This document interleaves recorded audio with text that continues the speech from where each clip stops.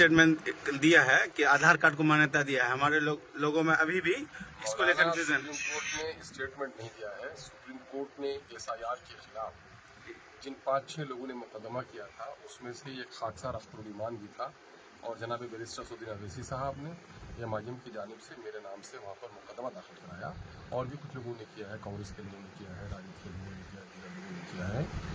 और उसमें तो पहले सुप्रीम कोर्ट ने एक मशवरा दिया था कि साहब इलेक्शन कमीशन को आधार कार्ड मानना चाहिए, वो परिवार या क्या कहते हैं राशन कार्ड मानना चाहिए, ईपिक को मानना चाहिए, लेकिन उस वक्त इसने ध्यान नहीं दिया। जब इलेक्शन कमीशन का पोल खुल गया और हम लोगों ने भी अमोर से लगभग 5-7 लोगों का और लगभग 10-12 लोगों का, ऐसे लोगों का नाम अभी एफिडेविट करके हम लोगों ने भेजा है सुप्रीम कोर्ट, जो लोग हयात से हैं उनका नाम काट दिया गया है। तो सुप्रीम कोर्ट की बड़ी सुख्ती हुई, इसकी इलेक्शन कमीशन की बड़ी सुख्ती हुई कि साहब मेरा काम सही तौर पर नहीं हुआ। उसके नतीजे में सुप्रीम कोर्ट ने बाकायदा इनको हिदायत दी है कि अब चूंकि अंचल में, प्रखंडों में जो अनिवार्य डॉक्यूमेंट्स लोगों को होने चाहिए, चूंकि बिहार में 2006 के जो वोटर्स थे जिनकी उम्र 24 साल 2024 में 18 साल हुई, इसमें से सिर्फ 16% लोगों के पास जन्म प्रमाण था, 14% लोगों के पास वोट के सर्टिफिकेट थे, 2% लोगों के पास ही पासपोर्ट थे।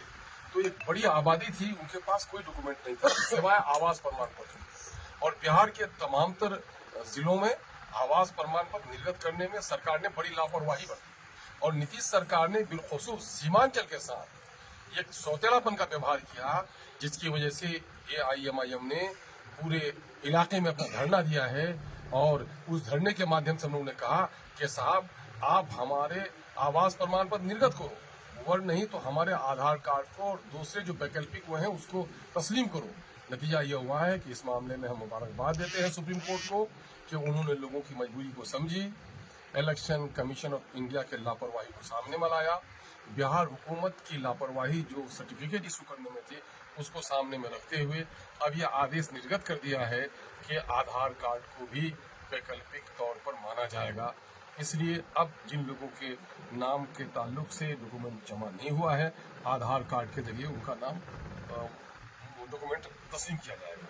और एक बड़ी बात यह भी हुई है, जिन 65 लाख लोगों का नाम हटा दिया गया है, उन 65 लाख लोगों के बारे में हिदायत की गई है कि आप अखबारों में एडवर्टीजमेंट दीजिए, इलेक्शन कमीशन की वेबसाइट में आप डालिए, और तमाम तक पोलिंग बूथों पर उसकी लिस्ट लटकाइए, ताकि लोग जान सकें कि आपने किसी का नाम हटाया है तो किस वजह से हटाया है। नाम हटाने के कई कारण हैं।